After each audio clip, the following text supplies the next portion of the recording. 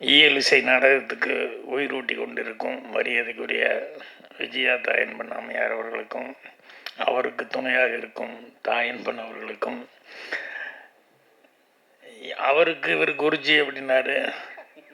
எனக்குரிய பத்திரிகையில் இருக்கிற எல்லாத்துக்கும் குருஜி தான். நான் வர்றதுக்கு முன்னால் இருந்து நான் வந்ததுக்கப்புறம் இப்போவும் அவர் என்றைக்கும் அவர் என்ன எழுதினாலும் என்ன பேசினாலும் அது ஒரு ரசிகனாகவே நான் படிச்சுக்கிட்டு இருப்பேன். எப்போ படித்தாலும் அது மறுபடியும் ஃபோன் பண்ணி பேசுவேன். ராம்ஜி அவர்களுக்கும் விழாநாயகன் அவர் இத்தனை நாளாக தெரிஞ்சுக்காமல் இருந்தது என் குத்தம்தான்.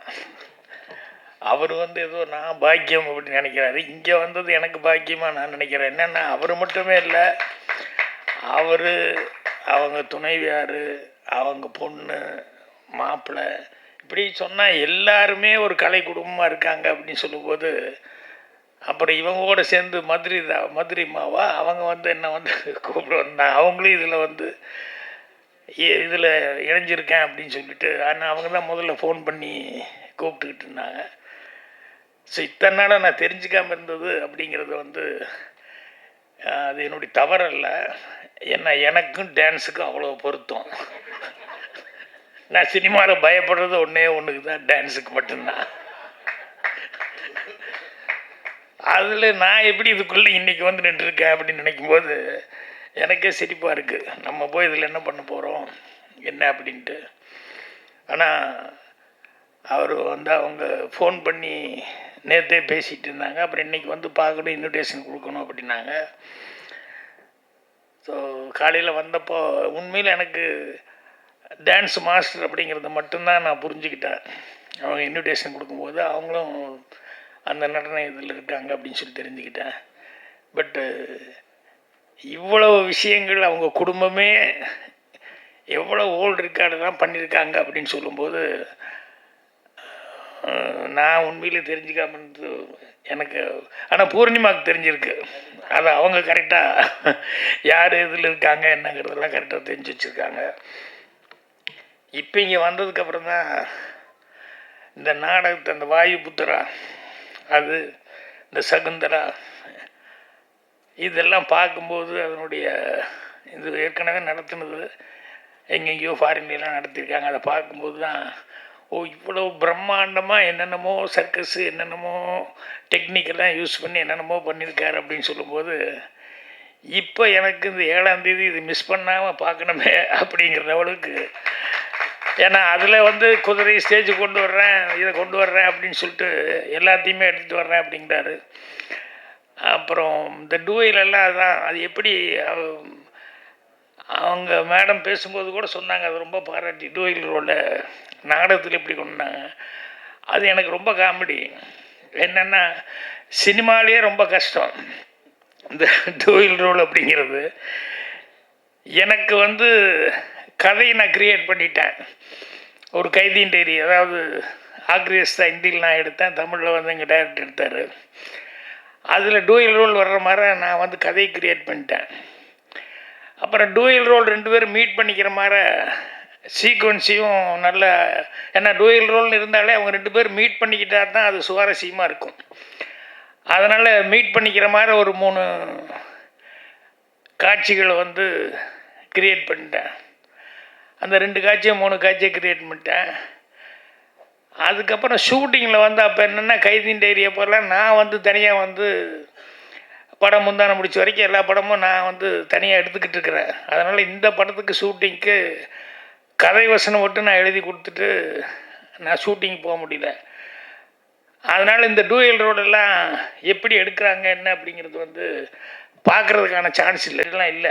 என்னென்னா இவங்களுடைய பராக்கிரமங்கள், இந்த மாதிரி ஓடுறது, இவங்களுடைய ஸ்ட்ரென்த்து, இதெல்லாம் பார்க்கும்போது அவனுக்கே ஆச்சரியமாக இருந்திருக்கு. அதே மாதிரி ஒரு தடவை ஹண்டிங்கில் எங்கேயோ போகும்போது டைகர் புலி வந்துருச்சு. அப்போ அவங்க துப்பாக்கி எடுக்கும்போது, இல்லை வேண்டாம், நீங்கள் மரத்து மேலே பறந்து அப்படியே உட்காருங்க அப்படின்னா, அதை நீங்கள் துப்பாக்கியில் சொல்லணுங்கிறதுல நானே கொண்டுருவேன். என்ன புலி போய் எப்படியா வேறு ஆள் கையில் கொண்டுவா அப்படின்னா, உண்மையிலேயே டைகரோட ஃபைட் பண்ணி அவனுக்கு மேலேருந்து பார்க்குறானுங்க. அந்த வாழை பிடிச்சி சுற்றி அடித்து கொள்றதுங்கிறது ஒன்று. இன்னொன்று வந்து என்னென்னா, கழுத்தை வந்து புலியினுடைய கழுத்தை வந்து நெரிச்சு அதை வந்து அவ்வளோ ஸ்ட்ரென்த்து எப்படி இருந்திருக்கு அப்படின்னு சொல்லிட்டு இதெல்லாம் கண்ணில் பார்த்துட்டு இப்போ அவங்க அந்த புக்கில் அவங்களே பிரிட்டிஷ்காரனே வந்து அசந்து போய் புக்கில் வந்து அதெல்லாம் எழுதியிருக்கான். ஸோ இந்த மாதிரி நிறைய விஷயங்கள் சொல்லுவாங்க. அப்புறம் ட்ராஜடியான சில விஷயங்கள் அப்படிங்கிறது அவங்க லைஃப்பில் நிறைய நடந்தது. என்னென்னா, அந்த இப்போ அவர் ஆரம்பித்து அப்படின்னு நிறுத்திட்டார். அந்த சும்மா டச் பண்ணி விட்டார். அந்த ஆர்ம்ஸ் ஆக்ட்னு சொல்லுவாங்கள்ல, இந்த கன்னு கின்னெல்லாம் வச்சக்கூடாது இந்த மாதிரி இதெல்லாம் அப்படின்னு சொல்லிட்டு, இதெல்லாம் வந்து 1959 தான் வந்தது. ஆனால் வந்து அவங்க பீரியடில் தான் முதல்ல வந்து அவனுக்கு ஒன்றும் புரியல பிரிட்டிஷ்காரனுக்கு. என்னென்னா, இந்த வளரி அப்படிங்கிறக்கூடிய அந்த இது வந்து அந்த பூமராக மாதிரி அதை விட்டால் அதில் அடித்து மறுபடியும் திரும்பி வரும். ஸோ இந்த சின்ன மருதெல்லாம் வந்து ஹார்ஸில் உட்காந்துக்கிட்டு அதில் போகவே எதிரி நோக்கி அட்டாக் பண்ணி வீசுவார். அது மெட்டல், வெயிட் வேறு அதிகம். அது போய் பிரிட்டிஷ்காரன் அந்த வீரனை வந்து அடிச்சுட்டு மறுபடியும் ரிட்டர்ன் ஆகி அவர் கைக்கே வரும். ஸோ அது எப்படி வருது, அது வர்றதுன்னு தெரியாதான். திடீர்னு ஏதோ பேர்டு பறந்து வர்ற மாதிரி இருக்குமா, ஆனால் பட்டுன்னு தண்டையில் அடிச்சுட்டு திரும்பி அவன் கைக்கே போயிடுமா. ஸோ இது அவனால் சமாளிக்க முடியாமல், இது என்னடா இது எப்படி அடிக்கிறாங்க, இது இந்த மாதிரி ஒரு வித்தியாசமாக இருக்கேன்னு சொன்னவன் அதுக்கப்புறம் அவன் என்னென்னா அதை தடை சட்டம் கொண்டு வந்துட்டான். அப்போ அந்த அந்த வளரி அப்படிங்கிறத வந்து யூஸ் பண்ணக்கூடாது அப்படின்னு சொல்லிட்டு அவங்க ஜெயிச்சதுக்கப்புறம் அது ஒரு பெரிய சட்டமாக போட்டு அதுக்கப்புறமா வந்து அதை வந்து ஒரு தடை சட்டம் போட்டதுனால 25,000 அந்த வளரிங்கிறத வந்து கொண்டு வந்து ஒப்படைச்சிருக்காங்க. அப்போது எந்த அளவுக்கு அதில் பார்த்தா அதுக்கப்புறம் புதுக்கோட்டை தொண்டைமான் வந்து அந்த ஃபைட்டுக்குன்னே ஒரு படையே வச்சுருக்காரு.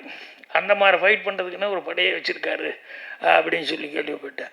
ஸோ இந்த அளவுக்கு வந்து இன்றைக்கும் கூட இந்த கல்லர் மறவர் அவங்க இருக்காங்க இல்லையா, அந்த கல்லர்கள் சில வீடுகளில் வந்து பூஜைக்கு வந்து எல்லா சாமானும் வச்சு இது பண்ணுறதுல வந்து அவங்க இந்த வளரி அப்படிங்கிறத வந்து அதை வச்சு பூஜை பண்ணுறாங்க அப்படிங்கிற மாதிரி சொல்லி இப்படி ஒவ்வொரு விஷயமும் அவங்க சொல்லும்போது அவ்வளோ அசத்தலாக இருந்தது. ஆனால் வேலுநாச்சியார் இருக்கும்போது அவங்களுக்கு வந்து இவங்கெல்லாம் சப்போர்ட் பண்ணி அவங்க ஒரு தடவை பிரிட்டிஷ்காரனை எதிர்த்து ஜெயிக்க முடிஞ்சுது. ஆனால் இவங்க வந்து அந்த அளவுக்கு இவங்களுக்கு சப்போர்ட் கிடைக்கல. ஆனால் இவங்களும் சொல்லும்போது சொன்னார், ஜம்பதீப பிரகடனமா அந்த இது அது வந்து முதல் தடவை இந்த கூட்டணி இப்போல்லாம் வச்சுட்ருக்காங்களே அந்த மாதிரி அவர் அப்போ ஃபஸ்ட் டைம் வந்து பிரிட்டிஷ்காரனை எதுக்கிறதுக்காக அவர் வந்து ஸ்ரீரங்கம் கோயில்லையும் அதுக்கப்புறம் வந்து இங்கே திருச்சி மலைக்கோட்டை அந்த சோர்லேயும் கொண்டு போய் போஸ்ட் அடித்து ஒட்டியிருக்காங்க. என்னென்னா, இந்த பிரிட்டிஷ்காரனுக்கு ஆப்போசிட்டாக ஃபைட் பண்ண போகிறேன் அப்படின்னு சொல்லிட்டு இந்த போர் பிரகடன மாதிரி. அப்போ அதில் வந்து எல்லாத்தையும் கால்ஃபார் பண்ணும்போது நிறையா நம்ம ஆளுகளாம் பிரிஞ்சு இருந்திருக்காங்க. அதனால் ஜாதி மதம் பேதம் இந்தியன் கிறிஸ்டின் முஸ்லீமு அதெல்லாம் இல்லாமல் நம்ம எல்லாம் ஒன்று சேர்ந்து அவன் பிரிட்டிஷ்காரன் நம்மளை வந்து நம்ம நாட்டுக்குள்ளே வந்து நம்மளை இப்படி பண்ணிகிட்ருக்கான், அவனை நம்ம எதுக்கணும். அதனால் இதுக்கு நீங்கள் எல்லோரும் ஒன்று சேர்ந்து வந்து ஃபைட் பண்ணுறதுக்கு எனக்கு வந்து நீங்கள் கூட இருக்கணும் அப்படின்னு சொல்லி பிரிட்டிஷ் எதிர்த்து அவ்வளோ தைரியமாக வந்து ஒரு போர் பிரகடனம்னு சொல்லி போஸ்ட் ஒட்டியிருக்காரு. அது பிரிட்டிஷ்காரனுக்கே ஷாக்காக இருந்திருக்கு. அதில் வந்து கீழே வந்து அப்போவே அவர் வந்து இப்படிக்கு கீழ்ப்படிதல் உள்ள தங்கள் வேலைக்காரன் சின்ன மருது பாண்டி அப்படின்னு சொல்லி போஸ்டில் போட்டிருந்தார். ஸோ அப்போ எந்த அளவுக்கு அவங்க வந்து அதை எதுக்கும்போது எவ்வளோ இதோடு இருந்திருக்காங்க. ஆனால் யாரும் எதுக்கும்போது கூட இல்லாதனால வந்து எல்லாம் ஒத்துமையாக சேர முடியாதனால அவங்க போயிட்டாங்க. அவங்களுக்கு வந்து 1801 அக்டோபர் 24 to 27 அந்த 3 நாளில் வந்து கிட்டத்தட்ட ஒரு திருப்பத்தூரில் வந்து மகன்கள் பேரன்கள் இன்னும் சொந்த பந்தம் அப்படிங்கிறவங்கள 3 நாள் வந்து கண்டினியூஸாக 530 பேரை வந்து தூக்கில் போட்டு இது பண்ணாங்க. என்னென்னா, அது தூக்கில் போடுறது பார்த்தா தான் மற்றவங்களுக்கெல்லாம் பயம் வரும் அப்படின்னு சொல்லிட்டு. அதே மாதிரி சின்ன மருது பையன் 17 வயசு பையன் அவனும் அவங்க கூட ஒரு 73 பேர் வந்து கைது பண்ணி மலேசியாவில் பினாங்கில் கொண்டு போய் அடைச்சிருக்காங்க. அந்த பையனும் வந்து 20 வருஷம் கழித்து ஜெயிலேருந்து வந்து அது என்னென்ன பாருங்கள், அவனுக்கு ஒரு பெக்யூலியரான பனிஷ்மெண்ட்டு. அவனை ஏன் அங்கே ஒன்று போட செய்ய இங்கே எல்லாரையும் கொண்ட மாதிரி கொள்ள வேண்டியது இல்லை. அவன் நாட்டை நினச்சி என் நாட்டை எப்போ பார்க்க போகிறேன்னு அவனுக்கு அந்த ஃபீலிங் இருந்துக்கிட்டே இருக்கணும். அதுதான் அவனுக்கு தண்டனை அப்படிங்கிற மாதிரிலாம் பண்ணி 20 வருஷம் கழித்து அந்த ஆள் மறுபடியும் திரும்பி வந்ததுக்கப்புறம் அதுக்கப்புறம் இறந்துருக்கார், இந்தியாவில் இறந்துருக்கார். இப்படி நிறைய விஷயங்கள் அவங்கள பற்றி சொல்லும்போது ஆச்சரியமாக இருந்தது. இவ்வளோ இது இருக்குது. இந்த மாதிரி இன்னும் சொல்ல போனோம்னா நிறையா அவங்களுடைய இதில் என்னென்னலாம் நடந்தது அப்படிங்கிறதெல்லாம், இதெல்லாம் எப்படி இவர் நாடகத்தில் ஒட்டுமொத்தமாக அதை கொண்டு வர முடியும் அப்படின்னு சொல்லும்போது எனக்கு தான் ஔவையார் பாடினது இருக்குல்ல, திருக்குறளை பற்றி சொல்லுவாங்க. இந்த கடுகை தொலைத்து அணுவை தொலைத்து கடுகை தொலைத்து குறுக தரித்த குரல்னு சொல்லுவாங்க. அந்த மாதிரி இது ஒரு சேலஞ்சிங்கான விஷயமாக தான் அவருக்கு இருக்கும். அதை இவர் செய்ய போகிறாரு அப்படின்னு சொல்லும்போது அதுக்கு பாருங்கள், அந்த மியூசிக்கு இது எல்லாமே எல்லாம் போலந்தான் ஏதோ ஒரு எல்லாத்தையும் காமிச்சாங்க. அத்தனை பேர்த்தையும் ஹங்கேரி அந்த மியூசிஷியன்ஸ் அவங்களெல்லாம் காமிச்சாங்க. ஸோ எவ்வளோ பேர் வச்சு எவ்வளோ சிறப்பாக அந்த மியூசிக்கெல்லாம் பண்ணியிருக்காங்க. அப்படிங்கும்போது இது அவசியம் நம்ம ஆள் எல்லாருமே பார்க்கணும். ஸோ 7ஆம் தேதி இது சிறப்பான முறையில் எங்கே நடக்குதுங்க, நம்ம லேடி ஆண்டாள் இதில் அதில் நடக்குதுன்னு சொன்னாங்க. அநேகமாக இது மிகப்பெரிய ஒரு ஹிட்டாக, ஏற்கனவே அவர் பண்ணது 2மே ஹிட் ஆகிருக்குது. இதில் மருது சகோதரர்கள் மருது இருவர் அப்படிங்கிறது நிறைய பொட்டன்ஷியல் உள்ள நிறைய மேட்ரு இருக்குது. ஸோ அதில் இருக்கிறதுலே பெட்டரான விஷயங்களாக செலக்ட் பண்ணி அதை தான் இப்போ நான் யூஸ் பண்ணிப்பான்னு நினைக்கிறேன். ஸோ அதனால் எனக்கு ரொம்ப சந்தோஷம். நான் வந்தோடனே ஓடிடலாம் அப்படின்னு நினச்சிக்கிட்டு தான் வந்தேன். இங்கே பேசுகிறத பார்த்தோன்னே அவங்க வீட்டில் இருக்கிறவங்க ஒவ்வொருத்தரும் ஒவ்வொரு விஷயத்தில் எவ்வளோ கெட்டிக்காரங்க அப்படின்னு எல்லாம் பார்க்கும்போது எனக்கு ரொம்ப நல்ல வேலை, இது மிஸ் பண்ணல, நம்ம கரெக்டாக வந்துட்டோம் அப்படின்னு சொல்லிட்டு எனக்கு இது ரொம்ப சந்தோஷமான விஷயமா இருக்குது. ஒரு மிகப்பெரிய ஒரு கலைஞனை அவங்க குடும்பத்தையும் சந்திக்கிறதுக்கான ஒரு வாய்ப்புகள், அவங்களே இருட்டில் இருக்கிறாங்க. அப்புறம் நான் பார்த்துட்டு போகிறேன். ஏன்னா இவங்க பேர் சொல்கிறாங்க, சித்ரான்னு சொல்கிறாங்க, காவியான்னு சொல்கிறாங்க. ஒவ்வொருத்தரையாக சொல்லும்போது எல்லாம் இருட்டுக்குள்ளேயே இருக்கிறதுனால நான் இப்படி எட்டியே பார்த்துக்கிட்டு இருந்தேன். ஸோ அந்த கலை குடும்பத்தை சேர்ந்தவங்க எல்லாத்துக்கும் என்னுடைய மனமார்ந்த வாழ்த்துக்கள் தெரிவிச்சுக்கிறேன். அதே மாதிரி பத்திரிகையாளர் சந்திப்பு தான். பத்திரிகையாளர்கள் அவங்க இன்றைக்கி 50 வருஷமெல்லாம் எனக்கு கொண்டாடினாங்க அப்படின்னா அதுக்கு பத்திரிகை நண்பர்களுடைய உதவி தான் எனக்கு மிகப்பெரிய உதவியாக இருந்தது. ஸோ இதுவும் அவங்க சிறப்பான முறையில் இதுக்கு அவங்க ஒரு உற்சாகமூட்டும் விதத்தில் விமர்சனங்களை கொடுத்து இதை பெரிய லெவலில் எடுத்துகிட்டு போவாங்க. இன்றைக்கி இப்போ ஃபஸ்ட் இந்தியாவில் அது பண்ணுறீங்க இல்லையா?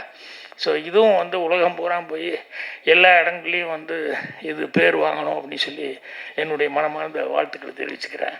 நன்றி, வணக்கம்.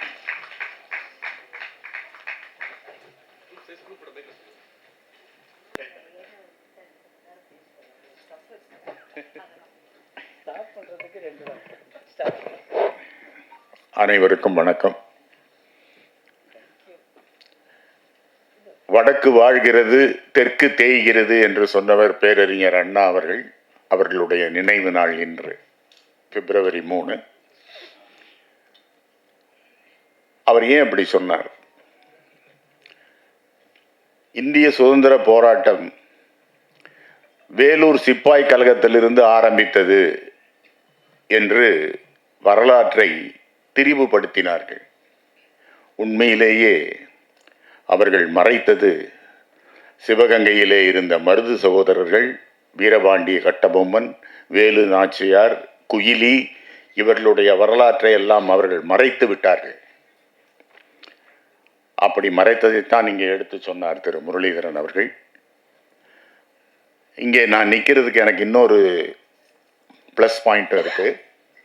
கண்ணதாசன் அவர்கள் சிவகங்கை சீமை படம் எடுத்தபோது அதில் அந்த மருத மரங்கள் 2 மருத மரங்கள் இருக்கும். அந்த மருத மரங்களை காப்பாற்றி அந்த மருத மரங்களை போற்றி காப்பாற்றினவராக என்னுடைய தந்தையார் மறைந்த நடிகர் PS வெங்கடாஜலம் அவர்கள் நடித்திருந்தார்கள். அந்த ஷூட்டிங்க்கு நான் நெப்டியூன் ஸ்டுடியோவுக்கு போயிருக்கேன். மரத்தை வெட்ட வருவாங்க. TK பகவதியும் முஸ்தபா அவர்களும். எங்கள் அப்பா தடுப்பார். இது எங்களுடைய மருது சகோதரர்களாக நாங்கள் நினச்சி அப்புறம் அவர் பகவதி சொல்லுவார், நான் தான் மருது ராஜா அப்படின்ட்டு எங்கள் அப்பாவை கட்டி பிடிச்சி இது பண்ணுவாங்க. அந்த ஷூட்டிங் நான் சின்ன பையனாக இருக்கும்போது போயிருக்கேன், 7-8 வயசில். ஸோ அந்த மருது சகோதரர்களுடைய கதையை மருதிருவர் என்ற பெயரிலே நாடகமாக்கி அந்த அதற்கு உண்டான விஷயங்களை தேடுறார் பாருங்க முரளிதரன் அவர்கள். அதை எழுதினவர் ஒரு வெள்ளைக்காரன். உடனே மோசாட்டோட பீஸை கொண்டாந்து அதில் கலக்கிறாரு. Representing the author is a western is an இங்கிலீஷ்காரன். இப்படி பல விஷயங்களை, வாழ்க்கை என்பது தினந்தோறும் நாம் கற்றுக்கொள்ளக்கூடிய ஒரு பள்ளிக்கூடம். தினந்தோறும் ஒன்றை கற்றுக்கொள்ளலாம். நான் அப்படி தான் மியூசிக்கில் கற்றுக்கணும்னு இன்னும் கற்றுக்கொண்டிருக்கிறேன். நிறைய இருக்குது. மரியாதைக்குரிய இசைஞானி இளையராஜா அவர்கள் சொல்கிறார், நான் இன்னும் படிக்கணும், எனக்கு மியூசிக் தெரியல, அதனால தான் நான் இப்படி பெர்சுவேட் பண்ணி என்னென்னமோ பண்ணிக்கிட்டு இருக்கேன் அப்படின்னு அவர் சொல்கிறார்.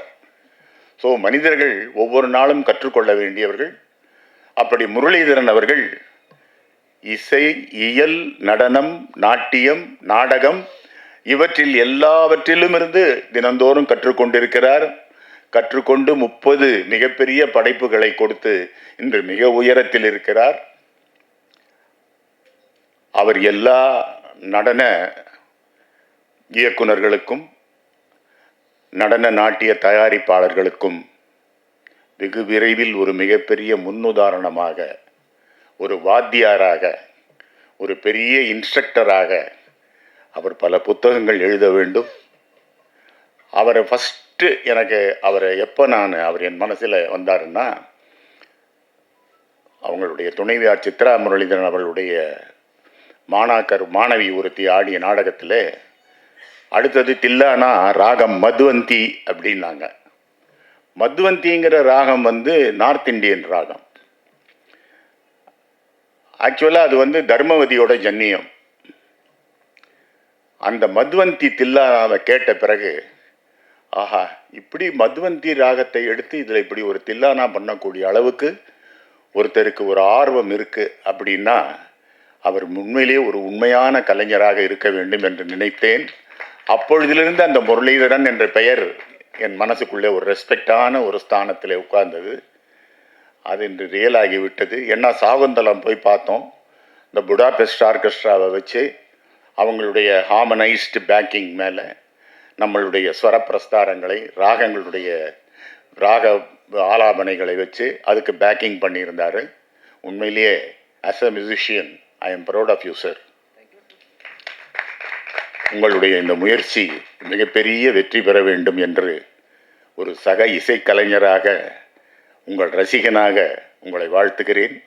நன்றி, வணக்கம்.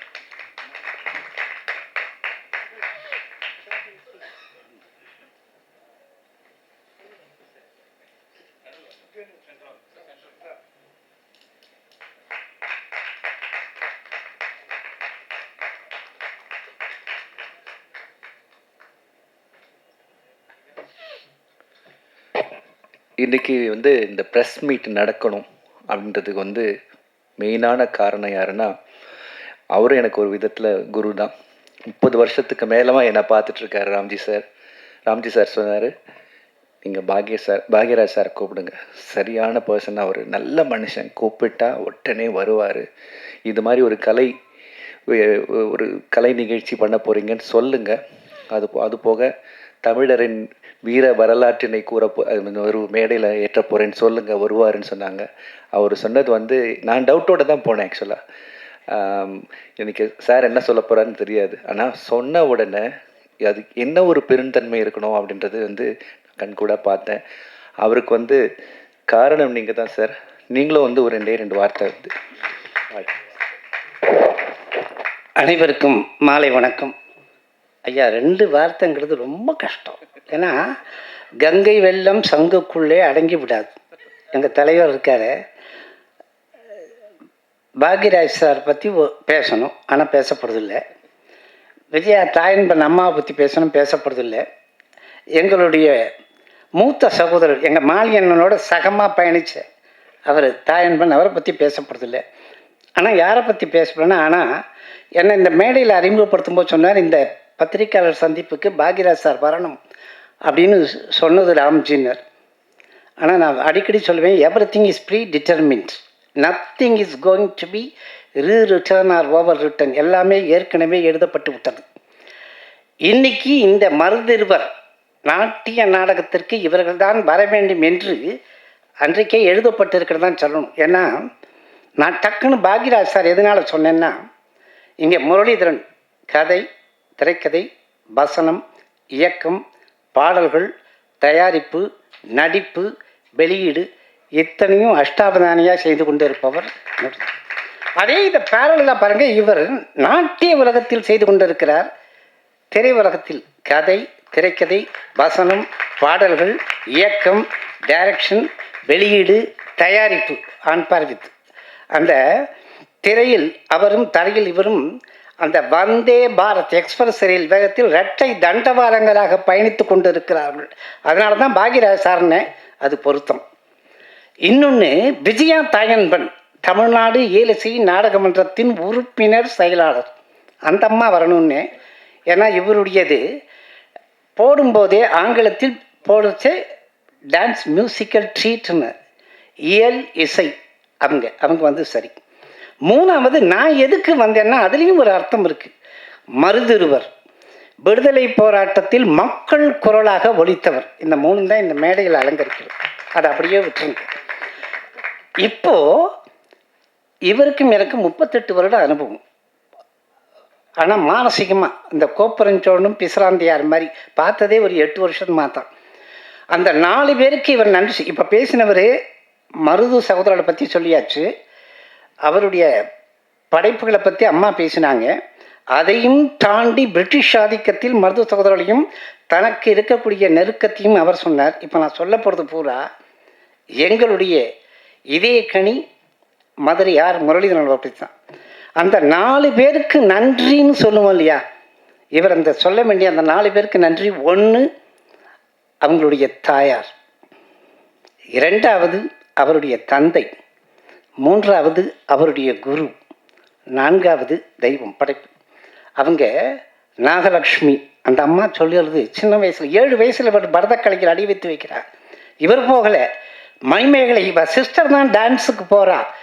டான்ஸுக்கு போகும்போது அங்கே சாமுண்டீஸ்வரி குருவில் அந்த பெண் ஆதிக்கம் இருக்கக்கூடிய அந்த இதில் சென்டர் ஆஃப் அட்ராக்ஷன் அப்படின்னா இவர் ஒருத்தர் தான் ஆண் மகன். 7 வயசில் பள்ளிக்கூடத்துக்கு போகிற பசர்கள் எல்லாம் சக நண்பர்கள் இவரை கிண்டலும் கேலியும் பேசினாலும் அவங்க அம்மா சொன்ன ஒரே வார்த்தை, நீ கவலைப்படாது, இன்னைக்கு இல்லாவிட்டாலும் என்றைக்காவது ஒரு நாள் உலகமே உன்னை பார்க்கும் என்று அழுத்தந்திருத்தமாக சொல்லி ஆளாக்கியர் அன்னை. தந்தை ராமச்சந்திரன் கடைநிலை ஊழியர், ரயில்வேல நடுத்தர வர்க்கம். இவர் இந்த விலக்கு எடுப்பான் 3 பேர் குடும்பத்தில். கலைக்கு அனுப்பிச்சிட்ட பிறகு கஷ்டம், கடன் வாங்கினாலும் ரயில்வேயில் பணி முடிந்து வெளியே வருகிற போது ஒட்டுமொத்த கிராஜுவிட்டி கருணை தொகையை கையில் வாங்கி கடனை அடைத்து விட்டு கலைக்காக பிறந்திருக்கும் தவ புதல்வன் என்று அடையாளம் காட்டி இந்த உலகத்திற்கு வெளிச்சம் போட்டிருக்கார் பாருங்க, அது தந்தை. குரு சாமுண்டீஸ்வரி, அந்த சாமுண்டீஸ்வரி அம்மா பெரிய பாக்கியம்னா போட்டியும் பொறாமையும் பூசலும் எதிர்பார்க்கிறவக்கெல்லாம் ஒருபடி மேலே இருக்க வேண்டும் என்று சவால் விட்டு கொண்டிருக்கிற நாட்டிய உலகத்தை அகற்றி விட்டு அந்நிய மண்ணில் போய் சேருகிற போது தன்னுடைய கலாலயத்தையே நாட்டிய கஷேத்திராவையே கையில் கொடுத்து விட்டு இனி உன் கையில் என்று ஒப்படைத்தார் பாருங்க அந்த குரு. இவை எல்லாவற்றிற்கும் மேலாக இவரை ஆட்டி படைத்து அகிலம் முழுக்க இப்படி ஒரு சரஸ்வதி மைந்தன் பவனி வருகிறார் என்று ஆசீர்வதித்திருக்கும் அந்த தெய்வம். அந்த 4 பேருக்கு நன்றி என்று அதற்காகத்தான் சொன்னேன். அடுத்து கலை உலகம் அந்த 4 பேருக்கு நன்றி சொல்ல வேண்டும். 1 முரளிதரன், இன்னொன்று நிழலாகவே நடந்து கொண்டிருக்கும் அவரது இல்லத்தரசி உள்ளத்தரசி சித்ரா முரளிதரன், 3வது இப்படியும் ஒரு மகளா என்று ஆச்சரியக்கூடியோடு அண்ணாந்து பார்க்கக்கூடிய அளவிற்கு தவ புதல்வி காவ்யா. காவ்யாவுக்கு கை கொடுத்து இன்றைக்கு காந்தாராவில் பட்டி தொட்டிகளெல்லாம் பட்டியை கிளப்பிக் கொண்டிருக்கும் இசை, அது மெல்லிசையாகட்டும், திரையிசையாகட்டும், அரை இசையாகட்டும், அத்தனையும் வெற்றி வலம் வந்து கொண்டிருக்கும் எங்களுடைய சாய் விக்னேஷ். அந்த 4 பேருக்கு நன்றி. நல்லதொரு குடும்பம் பல்கலைக்கழகம் என்பார்கள். அந்த பல்கலைக்கழகத்தை இந்த பல்கலைக்கழகத்தின் முன்னால் பார்த்து பாராட்டுவதற்கு ஒரு சந்தர்ப்பத்தை கொடுத்த ஆண்டவனுக்கு நன்றி. இப்போ அடுத்து ஒரு விஷயத்தை தான் சொல்ல போகிறேன். 2022 ஜூலை மாதம் 28 தமிழக முதல்வர் ஸ்டாலினுடைய அறைக்குள் நுழைந்து 10 லட்சம் ரூபாய் காசோலையை கையில் கொடுக்கிறார். எதுக்கு தெரியுமா? சினிமாக்காரர்கள் கொடுக்கலாம், பணம் வருகிறது. அரசியல்வாதிகள் கொடுக்கலாம், பணம் வருகிறது. தொழிலதிபர்கள் கொடுக்கலாம், பணம் வருகிறது. ஆனால் பாட்டிலும் பரதத்திலும் சம்பாதித்து வந்த பணத்தை 10 லட்சம் ரூபாயை கொரோனாவால் பாதிக்கப்பட்டு இருப்பவர்களுக்கு நன்கொடையாக முதல்வரை சந்தித்து கொடுத்தது. அந்த நிமிடத்தில் நான் செய்தியை எழுதுகிற போது கொஞ்சம் சிரித்து போனேன். அது எப்படி சம்பாதிச்சதுன்னு.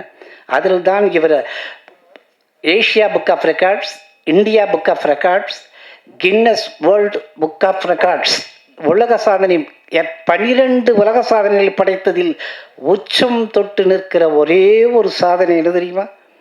America, Australia, Canada, Dubai, Singapore, Malaysia, India என்று அத்தனை பூமி பந்தில் எங்கெல்லாம் தமிழர்கள் இருக்கிறார்களோ அவர்களையெல்லாம் கையில் அணைத்து வைத்து செம்மொழியாம் தமிழ் மொழிக்கின் தமிழ் அன்னைக்கு ஒரு பாடலை எழுதி இயக்கி இசையமைத்து 900 கலைஞர்களை இத்தனை நாடுகளிலிருந்து இணையதளம் மூலம் ஒன்றிணைத்து அவர்களை ஒரே நேரத்தில் மேடையேற்றி அகிலத்தை வியக்க வைத்து அண்ணாந்து பார்க்க வைத்த ஒரு தவப்புதல்வர்களின் சாதனை இதுவரைக்கும் பாட்டும் பரதத்தில் எந்த ஒரு கலைஞனும் நெவர் பிஃபோர் நெவர் அகைன் என்று சொல்லக்கூடிய அளவுக்கு சாதனை படைத்து அமைதியாக இருக்கக்கூடிய இவருடைய வெற்றிக்கு அடிப்படையே 3 தாம்மா. 1, இவர் யாரை ரோல் மாடலாக எடுத்துக்கொண்டு இருக்கிறார் பார்க்கணும். 1, மகாகவி பாரதி. அவருடைய வாழ்க்கையை படித்து படித்து படித்து பாடல்களை கேட்டு கேட்டு கேட்டு தன்னை புடம் போட்டு கொண்ட ஒரு மகன். அடுத்து இந்தியாவின் முன்னாள் ஜனாதிபதி, அன்றும் இன்றும் என்றும் நினைவில் வாழக்கூடிய அப்துல் கலாம் ஐயா. 3வது கலைஞானி, அன்றும் இன்றும் என்றும் இந்த திரையுலகம் இருக்கும் வரை பேசக்கூடிய கலைஞன். அவர் நாடகத்தில் அவர் இரட்டை வேடம் போட்டார். ஒன்று நாகநந்தி, இன்னொன்று புலிகேசி என்று. அந்த இரட்டை வேடத்தை ஏற்பதற்கு அடித்தளமாக ஆதார சுருதியாக இவர் எடுத்துக்கொண்ட கலைஞன் ஆளவந்தான் கமலஹாசன் என்று ஆணித்தரமாக அடித்து சொன்னார். ஆக வாசம் சுவாசம் எப்படி கலைஞானி கமல்ஹாசன் அவர்களுக்கு இரத்தத்தில் 2 கலந்து ஓடிக்கொண்டிருக்கிறதோ அது மாதிரி வாசமும் சுவாசமும் பாட்டும் பரதமும் என்று தன்னை பதிவு செய்து கொண்டிருக்கும் இவர் 7ஆம் தேதி நடத்தப்போகும் இந்த நாட்டிய நாடகம் நம்முடைய கலை உலக பெருமக்கள், குறிப்பாக பிரசாத் கலையரங்கம் என்றால் அரங்கு நிறைந்திருக்கும் இந்த பத்திரிகையாளர்கள், ஊடகவியலாளர்கள் அவசியம் கண்டு ரசிக்க வேண்டும். மருதிருவர் ஒருவர், பெரியவர் இவர், சின்னவர் எங்களுடைய இதய நண்பர் சிவகுமார். மருதிருவராக இவர்கள் இருவரும் வேலு நாச்சியாராக காவியாவும் இணைந்திருக்கும் இந்த காவிய படைப்பு எப்படி வரப்போகிறது என்றால், இந்த படைப்பு கடந்து முடிந்து நடந்து பல சாதனைகளை முறியடித்த பிறகு ஜெமினியின் எம்பரம் இரட்டை குழலோடு இருக்கும் அந்த குட்டி பையன்கள் மாதிரி இந்த கலைவரகத்தில் எங்களுடைய மதுரையார் முரளிதரனும் சிவகுமாரும் காவ்யாவும் குடும்பத்தினரும் காலாகாலத்திற்கு பேசப்படுவார்கள் என்று நான் சொல்லி வார்த்தையை முடிக்கிற போது அது மக்கள் குரல் அல்ல, மகேசன் குரல் என்று வாழ்த்துக்களை சொல்லி விடைபெறுகிறேன். நன்றி, வணக்கம், வாழ்க வளம்.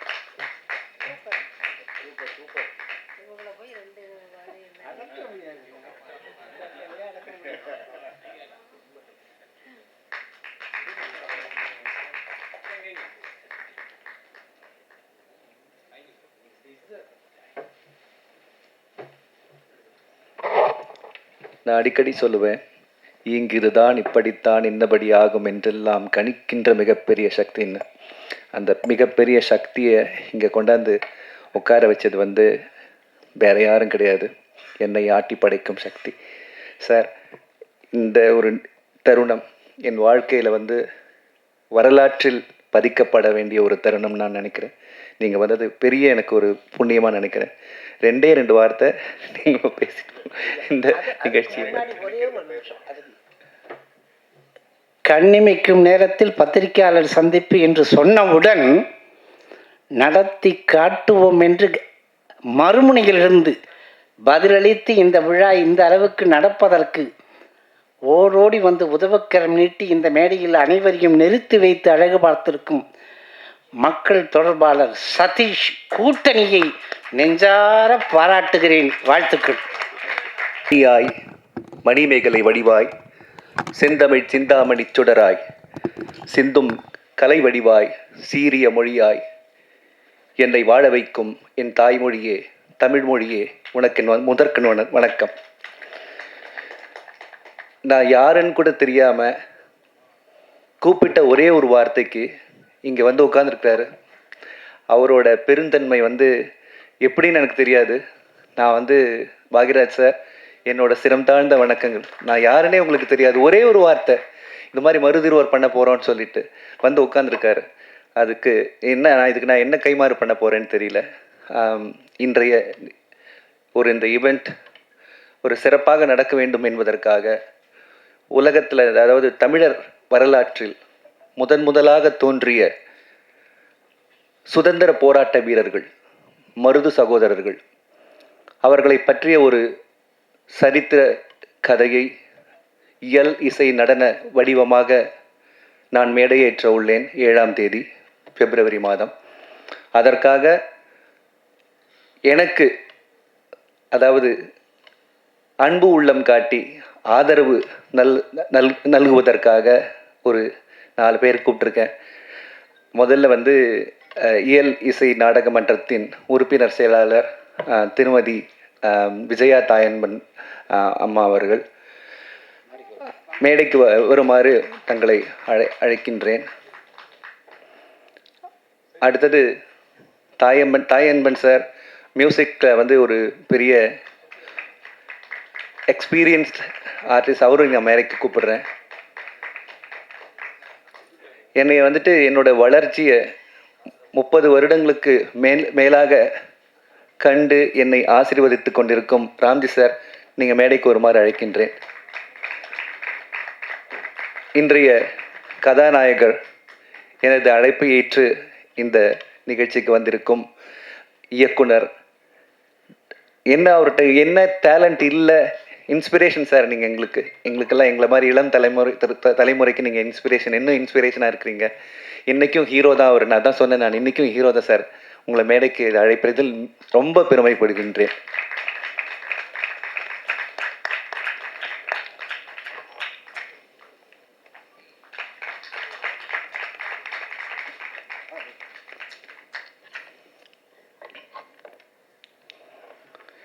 கிபி 1857க்கு முன்னர் சுதந்திரம் ஒரு இயக்கமாக மாறுவதற்கு முன் தமிழகத்தின் சிவகங்கை மண்ணில் தோன்றிய 2 சகோதரர்கள் ஆங்கில பேரரசின் அடித்தளத்தையே அதிர வைத்தனர்.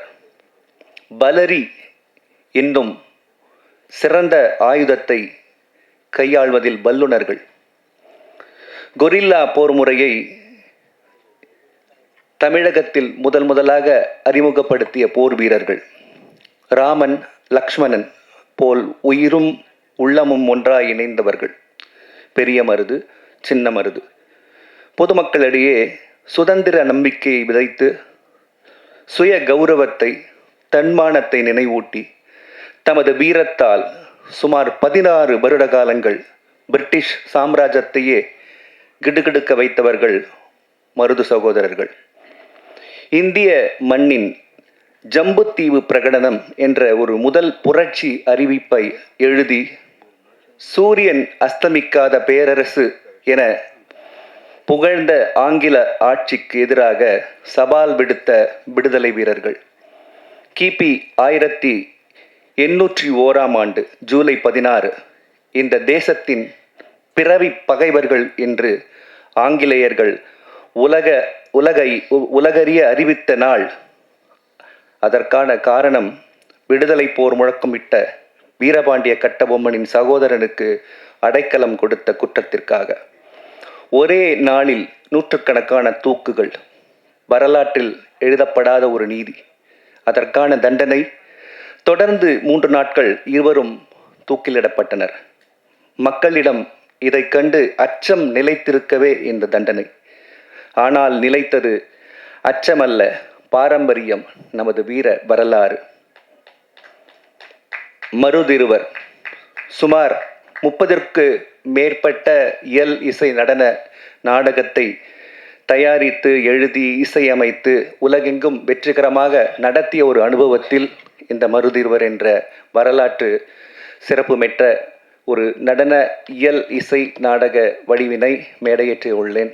அதாவது வரும் 7ஆம் தேதி அன்று சுமார் 70க்கும் மேற்பட்ட கலைஞர்கள் இதில் கலந்து கொள்ள இருக்கிறார்கள். இதை பற்றி நிறைய சொல்லிகிட்டே போகலாம். நீங்கள் பார்த்தீங்க புடாபெஸ்ட் ஆர்கெஸ்ட்ரா அதில் வாசிச்சிருக்காங்க. அது போக வந்துட்டு ரியல் ப்ராப்ஸ் கொண்டு வரேன் நாங்கள். அதாவது ரியலாக குதிரை மேடையில் வரப்போகுது, ரியலாக மாடு வரப்போகுது.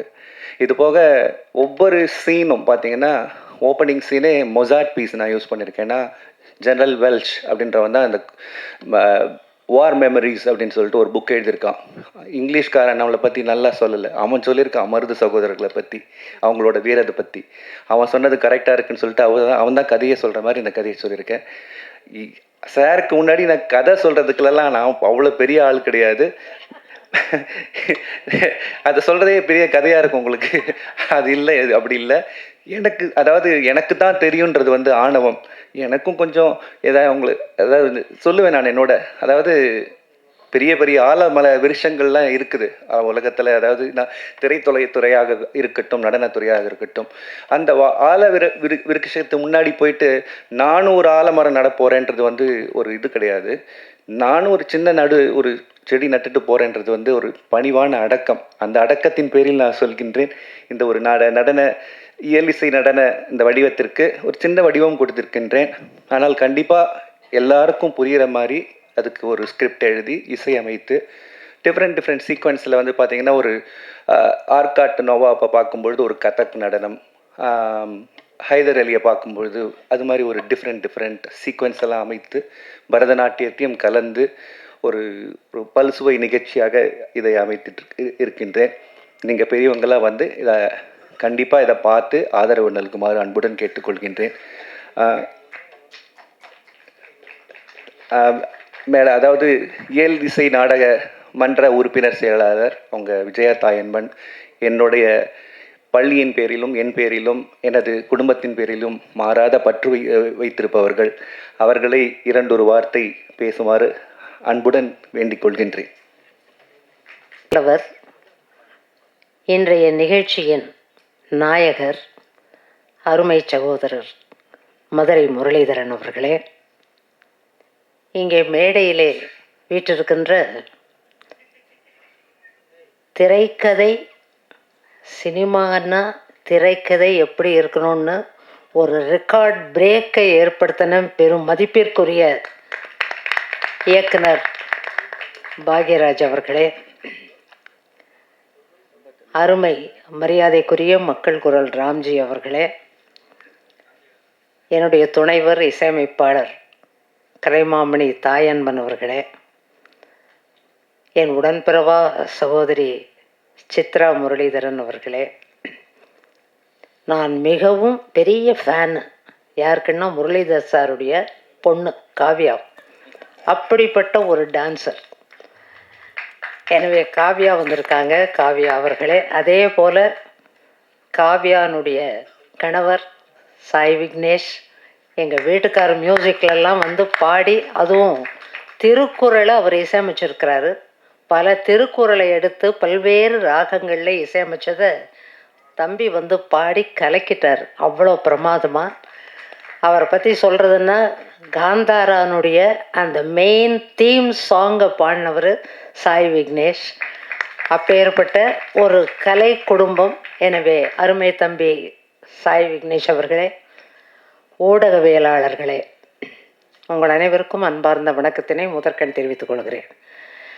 இல்லை, இந்த பிரசாத் தேட்டருக்கு நான் நிறைய தடவை வந்திருக்கேன். எங்கள் வீட்டுக்கார் மியூசிக் பண்ணப்பெல்லாம் வந்திருக்கேன். அதுவும் 70mm தேட்டரில் 40 பீஸ் 50 பீஸ் ஆர்கெஸ்ட்ராவோட மலையாளத்தில் கொடிகட்டி பிறந்த ராகவன் மாஸ்டருடைய மலையாள படத்துக்கு அவர் அசோசியேட் மியூசிக் டைரக்டராக இருந்தப்போ அங்கே வந்து தாஸ் சாரு, சித்ராம்மா, வாணி ஜெயராம் எல்லாம் பாடம் இப்படி நிறைய இந்த தேட்டருக்கு வந்திருக்கேன்.